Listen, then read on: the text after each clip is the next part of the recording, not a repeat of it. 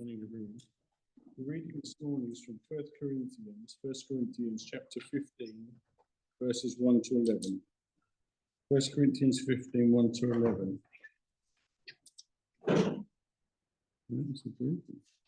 John? Okay, we're going to change it to John.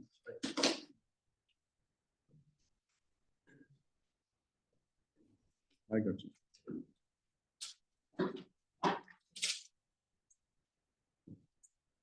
Sorry, but I read for Corinthians, that's my fault.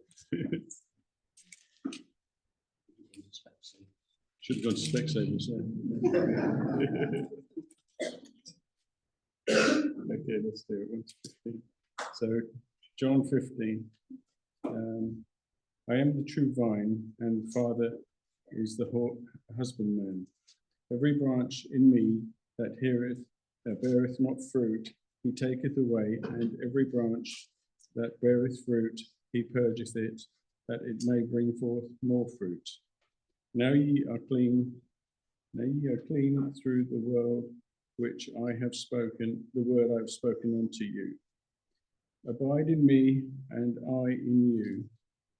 As the branch cannot bear fruit of itself, except it abide in the vine, no more can ye except ye abide in me. I am the vine, ye are the branches. He that abideth in me, and I in him, the same bringeth forth much fruit. For without me ye can do nothing. If a man abide not in me, he is cast forth as a branch, and is withered. And men gather them, and cast them into the fire, and they are burned. If ye abide in me, and my words abide in you, ye shall ask what ye will, and it shall be done unto you. Herein is my Father's glorified, that ye bear much fruit, so that ye be my disciples. And the Father hath loved me, so have I loved you. Continue ye in my love. If ye keep my commandments, ye shall abide in my love, even as I have kept my Father's commandments and abide in his love. These things have I spoken unto you, that my joy might remain in you, and that your joy might be full. God bless this reading. I can read Corinthians if you want me to. Sorry, Adrian, I perhaps didn't update the reading there. But anyway, thank you for reading. Thank you. Jesus described himself under many different figures or images. He likened himself to bread when he said, I am the bread of life. He likened himself to a light when he said he's the light of the world. He likened himself to a rock when he said, on this rock I will build my church. He likened himself to a shepherd when he spoke of himself being the good shepherd. And in the passage Adrian read for us this morning, he likened himself to a vine. And all of these different figures help us to understand something about the nature and the character of Jesus. The words of Jesus read to us from John chapter 15 were spoken to his disciples on the eve of his crucifixion. Jesus had met with his disciples in the upper room where they had shared the Passover meal together, and Jesus had instituted a new meal in remembrance of him through the Lord's Supper. Jesus had washed the feet of his disciples, adopting the role of a servant, and Judas had left the upper room with the intention of his implementing his plan to betray Jesus into the hands of his enemies. Jesus had then taken the final opportunity to teach his disciples and to prepare them for the terrible things that would soon happen. And John chapter 15, verses 1 to 11 forms a part of this final discourse. These words in which Jesus claims to be the true vine were spoken by Jesus either in the upper room itself or as he and his disciples made their way from that upper room to the Garden of Gethsemane, just outside of the city of Jerusalem. Chapter 14 ends with him saying, "Rise, let us be on our way." And so perhaps these words were spoken as they made that journey out of the upper room towards the Garden of Gethsemane. But in these words, Jesus likens the relationship between himself and his disciples to the relationship that exists between the vine and its branches. But why did Jesus choose to liken himself to a vine? Why not liken himself to a mighty oak tree or to a majestic cedar? Other trees may have presented a more dignified and noble image. As we shall see, the image of a vine was particularly appropriate for the relationship between Jesus and his disciples. Jesus' use of this image of the vine may have been prompted by the fruit of the vine that they had just shared in that Passover meal, or perhaps by the sight of the vineyards growing on the Mount of Olives as they walked out of the city to the Garden of Gethsemane, or by the great golden vine which hung over the gate of the temple there in Jerusalem. Whatever it was that prompted the use of this image, Jesus was using something that was very familiar to his disciples. We're not so familiar with vineyards. They don't grow, well, not many of them grow in this country. There are vineyards around, but it's not something we commonly see. But the climate of the land of Israel was well suited to the growing of vines. Before the Israelites entered the promised land, spies were sent in to assess the productivity of the land, and they brought back a great cluster of grapes as a sample of the goodness of the land. Numbers chapter 13, verse 23 tells us that they came to the valley of Eshcol and cut down from there a branch with a single cluster of grapes, and they carried it on a pole between two of them. This cluster of grapes was so big it needed two people to carry it on a pole. So vineyards were a common sight in Israel, and the produce of the vine in the form of grapes and wine formed an important part of the people's diet, an important part of the economy. And in his teaching, Jesus used images and stories that would have been familiar to the people he was speaking to. And so it's not surprising to find Jesus telling stories which feature vineyards and the produce of the vine. So he speaks of the laborers who worked in the vineyard. He speaks of the evil tenants of another vineyard. He tells of the two sons who were sent to work in their father's vineyard. He speaks of putting new wine into new wineskins. And so common was the sight of the vineyard that the vine became a symbol of the nation itself. For a time, coins of Israel bore the image of a vine upon them. Many times in the Old Testament, the nation of Israel is described in terms of a vine or a vineyard. The psalmist in Psalm 80 and verse 8, addressing God, says, "Thou didst bring a vine out of Egypt. Thou didst drive out the nations and plant it." So the nation's exodus from Egypt is likened to God bringing this vine out of Egypt and then planting it somewhere else. And in Isaiah chapter 5, verse 7, a little story there, we're told, "For the vineyard of the Lord of hosts is the house of Israel." Again, likeness drawn between the vineyard and Israel. In Jeremiah chapter 2, verse 21, God says, "Yet I planted you a choice vine, wholly of pure seed." And in Hosea chapter 10 and verse 1, Israel is a luxuriant vine that yields its fruit. But when we read these passages in their context, in which Israel is being likened to a vine, we notice that it's described as a vine that has turned wild. That God had planted it as a choice vine, a good vine, expecting it to produce some good fruit. But something went wrong, and the vine started to produce a wild, bitter tasting fruit. So Jeremiah chapter 2, verse 21, God says, "I planted you a choice vine, wholly of pure seed. How then have you turned degenerate and become a wild vine? This is not how I planted you," God is saying to them. And in Isaiah chapter 5, verse 2, we see there in that story that God planted a vineyard and he looked for it to yield grapes. but it yielded wild grapes.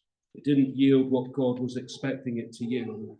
And Psalm 80 again, verse 13, describes the end of that vine that God brought out of Egypt and planted. It says that the boar from the forest ravages it, and all that move in the field feed on it. So it's a vine that ends up being destroyed. The vineyard that fails to produce good fruit has to be dug up and destroyed. It's no good for anything. And that picture is applied to Israel there in Isaiah chapter 5, verse 7. For the vineyard of the Lord of hosts is the house of Israel, and the men of Judah are his pleasant planting. He looked for justice, but behold bloodshed, for righteousness, but behold a cry. And so when Jesus said, I am the true vine, there is an implicit contrast between Jesus and the nation of Israel. That Israel is this vine that turned wild and degenerate and became fit only for destruction. But Jesus is the true vine. He is the real one, the genuine one. And it is through the figure of Jesus as the vine and his disciples as the branches that their relationship to one another is described here. The relationship that exists between the vine and its branches is a living relationship. The branches are joined in a living union with the stem, and it's through the main stem that the branches draw their life-sustaining sap and nourishment. That as long as this union exists between the stem and the branches remain alive. And this serves as an illustration of the nature of the relationship between Jesus and his disciples. Here in verse 5 of this reading, Jesus says, I am the vine, you are the branches. The disciples are united with Christ in this living union, that Christ is the one who gives life and sustains life for his people.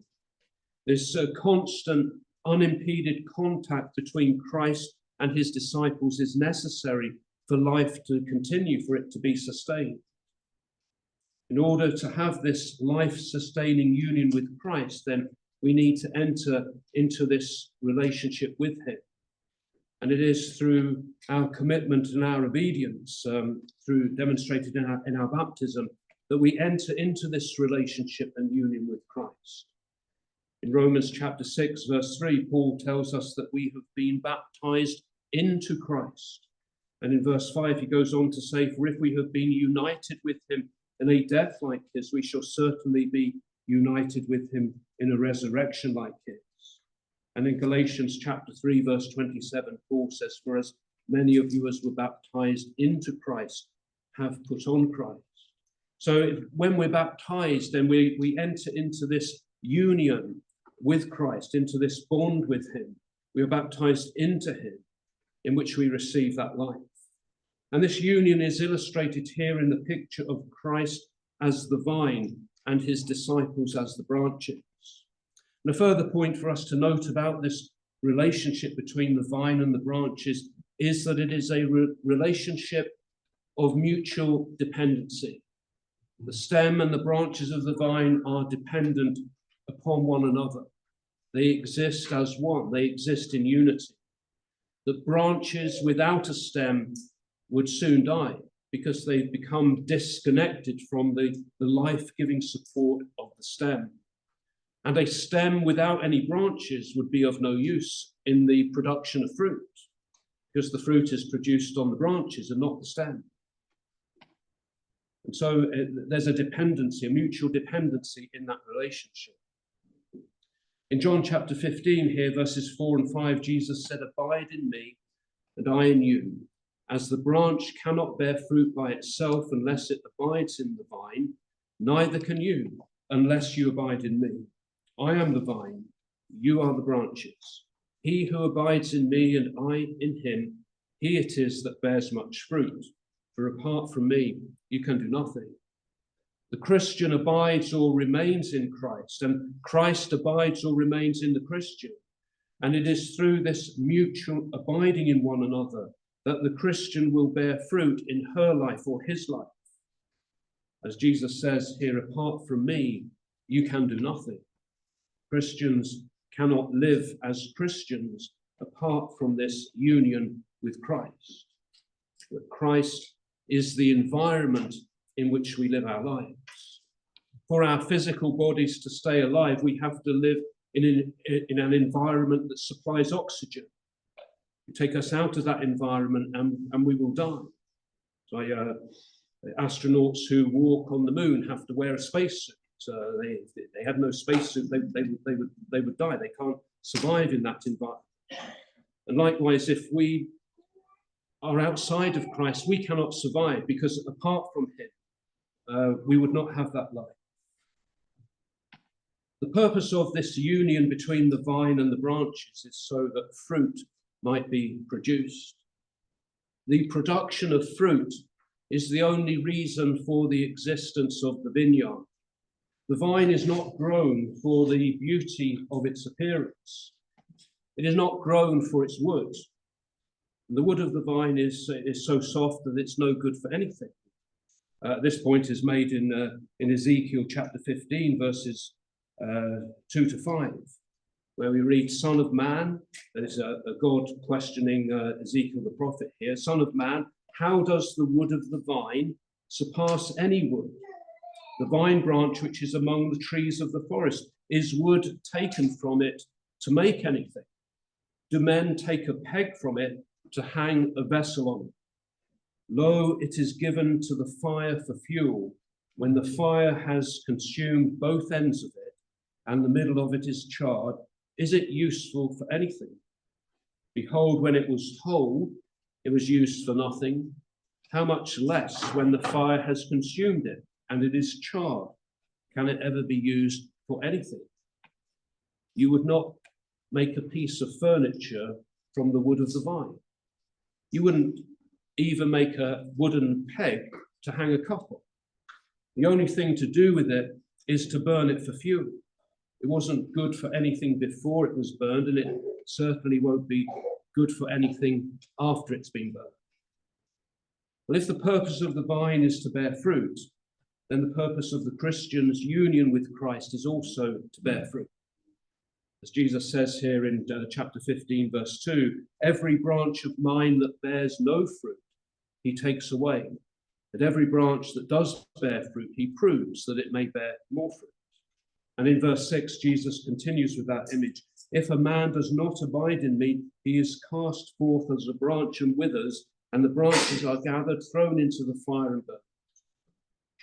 So a failure to abide in Christ, a failure to maintain that connection with him, will mean that no fruit can be produced. That fruit will only be produced as long as one abides or remains in Christ. As in verse 4, Jesus says, "Abide in me and I in you. As the branch cannot bear fruit by itself unless it abides in the vine, neither can you unless you abide in me." But the necessity of abiding in Christ in order to bear the fruit is emphasized here. If you are not abiding in Christ, you're like the branch which has become detached from the vine, and a branch which will not bear fruit and will consequently be taken away and burned. And just as the vine dresser will examine the branches of his vine to assess their fruitfulness, so the fruitfulness of the Christian will be judged. In verse 2, Jesus indicates that those branches which bear no fruit will be taken away, whilst the branches that do bear fruit will be pruned, so that they will bear even more fruit. At the end of each season, the vine needs to undergo some severe pruning, so that more fruit will be produced for the next season. The pruning of the branches that Jesus speaks of is often understood or interpreted to mean that sufferings and trials will be necessary for the Christian to become fruitful. And that may be part of the picture. It may be true that sufferings will help us to grow spiritually, but that's not really the full picture in this case. The pruning is explained in verse 3 here, where Jesus says, "You are already made clean by the word that I have spoken to you." That we are pruned, or we're made clean by the word of Christ, which he has spoken to us and which we are to obey. And as we obey and apply his word to our lives, so we shall become clean or pruned and become more fruitful for him. So we know that the fruit of the vine is the grapes that the branches bear. But what is the fruit that we are to bear in our relationship with Christ? One idea is that the fruit we are to bear are other Christians or those whom we help to bring to Christ. So the more converts we make, the more fruitful we are. But that really doesn't fit with the picture Jesus is drawing here. Jesus clearly states that the branches are the individual disciples. In verse 5, he says, I am the vine, you are the branches. In verse 6, he says, if a man does not abide in me, he is cast forth as a branch. So in the illustration, the branches are people, and each disciple is directly connected in this living union to Christ, just as the branch is connected directly to the vine. How then could some people be branches and others be fruit? Furthermore, we can exclude the idea here of the fruit being our converts because we do not make converts. We can help people to become Christians by teaching them the gospel, but it is Christ who converts people. And so the fruit here is not the numerical growth of other disciples. It's not about that. Second idea that fits better with the picture here is that the fruit that is being produced by the branches are the qualities and the attributes that are developed in the Christian's own life.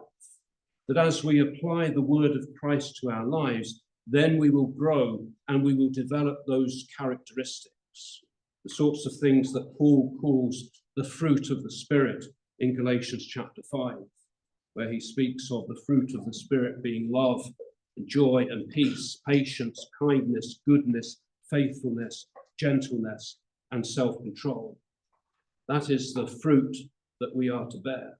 And that fruit is shown through the development of the Christian character and by us growing into the likeness of Christ himself.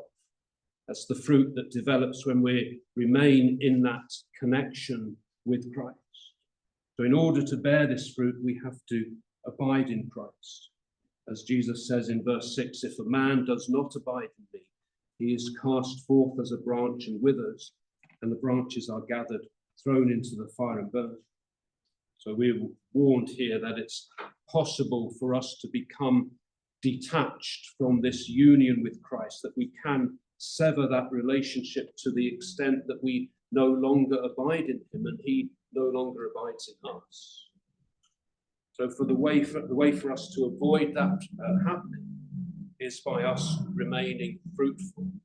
That as long as we continue to grow and produce that fruit in our lives, then we shall remain in that connection with Christ. And the connection will keep us going, sustaining our relationship with him and drawing that life from him.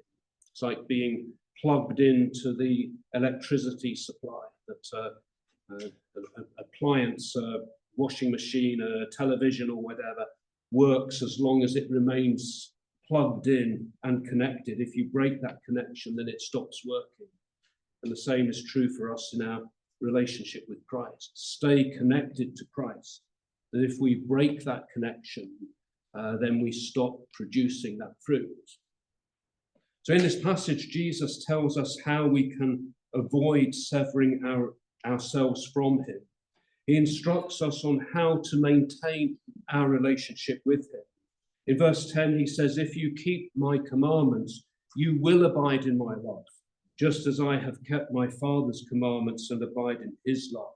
So keeping the commandments of Christ will ensure that we remain connected to him, abiding in his love, just as he says he abides in his Father's love. He has kept the commandments of his Father, and so he abides in the love of the Father. And if we keep his commandments, we shall abide in his love too. As well as producing this fruit in our lives, our abiding in Christ will also have a number of other effects for us. Our prayers will be answered. In verse 7, Jesus says, if you abide in me and my words abide in you, ask whatever you will, and it shall be done for you. This is not a blanket promise to give us whatever we ask, but it's conditional upon us abiding in Christ and having his word abide in us. That as we seek to obey him, to do his will, and remain in that relationship with him, he will help us. He will answer our prayers. And then also through this relationship, God will be glorified. In verse 8, Jesus says, "By this my Father is glorified, that you bear much fruit." Our fruit bearing is not an end in itself, but it's the means by which the Father will be glorified. God is glorified when our lives are fruitful for him, when we're bearing that fruit. And it is in this relationship that we make known our discipleship. Again, in verse 8, Jesus goes on to say, "And so prove to be my disciples." So the fruit we produce will be evidence that we are disciples of Jesus. How will people know that we're followers of Jesus? By the fruit that we produce in our lives, by what we show in our lives. And then through this relationship, we shall be kept in the love of Christ. In verse 9, Jesus says, "As the Father has loved me, so have I loved you. Abide in my love." This loving relationship exists as we continue to abide in him. And through this relationship, our joy is made complete. In verse 11, Jesus says, "These things I have spoken to you, that my joy may be in you, and that your joy may be full." So when we abide in Christ, these are the results of that relationship that we have with him. Prayers are answered, the Father is glorified, our discipleship is proven, and we are kept in Christ's love, and our joy is made complete. Jesus used this picture of the vine and the branches to demonstrate the relationship that exists between himself and his disciples. It is a living relationship. It's a loving relationship. It's a relationship of unity and mutual dependency. It's a relationship that exists for the purpose of bearing fruit.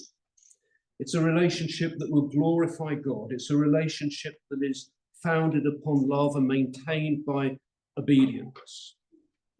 And we can enter into this relationship with Christ. We can become branches of the true vine when we obey Christ's word. And we can remain in this relationship with him by our ongoing obedience to that word. It is through him that we are sustained and we are nourished, and then we are able to bear the fruit that will glorify the Father and show that we are his disciples. If you've not entered into that relationship with Christ, then we would like to encourage you to do so, because it's really the only relationship that we can enjoy, where we can enjoy these wonderful blessings that he provides. We can abide in Christ, the true vine, when we believe in him, when we turn away from past sins, and when we're immersed into him. And in this way, we enter into that life-giving union with him, and we enjoy the blessings that he provides. Thank you, and may God bless you.